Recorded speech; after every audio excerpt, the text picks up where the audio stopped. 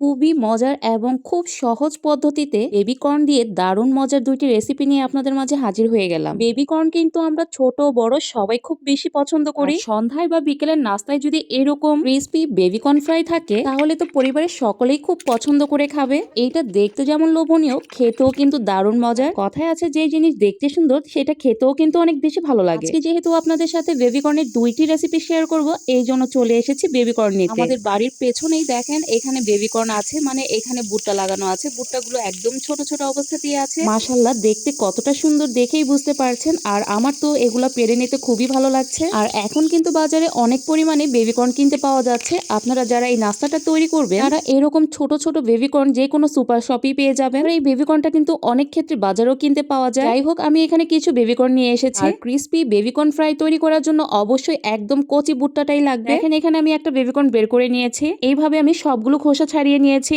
এখানে 6টি baby corn আছে, তার মধ্যে কিন্তু 2টি একটু বড় সাইজের, তাই সেই 2টি আলাদা করে রেখেছি আরেকটি রেসিপি তৈরি করার জন্য। আর একদম কচি কর্নগুলো আমি কিন্তু লম্বালম্বি ভাবে মাঝখান থেকে কেটে নিয়েছি। আর যে দুটো একটু বড় ছিল সেটা আমি টুকরো করে কেটে নিয়েছি। এবার একটা বাটিতে ব্যাটার তৈরি করে নিব। আমি এখানে আমার কর্ন অনুযায়ী ব্যাটারটা তৈরি করে নিচ্ছি। ব্যাটার তৈরির জন্য আমি এখানে 3 টেবিল চামচ ময়দা নিয়েছি, 1 টেবিল চামচ চালের গুঁড়া আর 2 টেবিল চামচ কর্নফ্লাওয়ার দিয়েছি। সাথে স্বাদ মতো লবণ দিয়ে দিলাম, একটুখানি হলুদের গুঁড়া আর স্বাদ মতো লাল মরিচের গুঁড়া, একটুখানি ভাজা জিরার গুঁড়া আর একটুখানি ধনিয়ার গুঁড়া দিয়ে দিলাম। শেষে একটুখানি কালো গোলমরিচের গুঁড়াও দিয়ে দিলাম। এবার সবগুলো শুকনো উপকরণ একসাথে মিশিয়ে নিব। এবার অল্প অল্প করে পানি দিয়ে একটা ঘন ব্যাটার তৈরি করে নিতে হবে। একসাথে বেশি পরিমাণে পানি দিতে গেলে কিন্তু ব্যাটারটা পাতলা হয়ে যেতে পারে। ব্যাটারটা তৈরি হয়ে গেছে, একটা সাইডে রেখে দিব। কর্নগুলো কোটিং করার জন্য এখানে আমি নিয়েছি ব্রেড ক্রাম। দেখতে সুন্দর লাগার জন্য আমি এখানে অরেঞ্জ কালার ব্রেড ক্রামটা নিয়েছি, আপনারা চাইলে সাদাটাও নিতে পারেন। ব্যাটারটা আমি 10 মিনিটের জন্য রেস্টে রেখেছিলাম। এবার 1 চা চামচ চাট মশলা দিয়ে আবারও ভালো মতো ব্যাটারের সাথে মিশিয়ে নিলাম। আমি এখানে চটপটির চাট মশলাটা ব্যবহার করেছি। এবার ব্যাটারটা একটা গ্লাসে ঢেলে নিলাম, এতে করে কর্নগুলো কোট করতে সুবিধা হবে। এদিকে কর্ন ফ্রাই করার জন্য আমি আগে থেকে চুলায় একটা প্যানের মধ্যে তেল বসিয়ে রেখেছি। তেলটাকে ভালো মতো গরম করে নিয়েছি। এবার একটি একটি করে কর্ন আমি প্রথমেই গ্লাসের ব্যাটারের ভিতরে ডুবিয়ে নিব।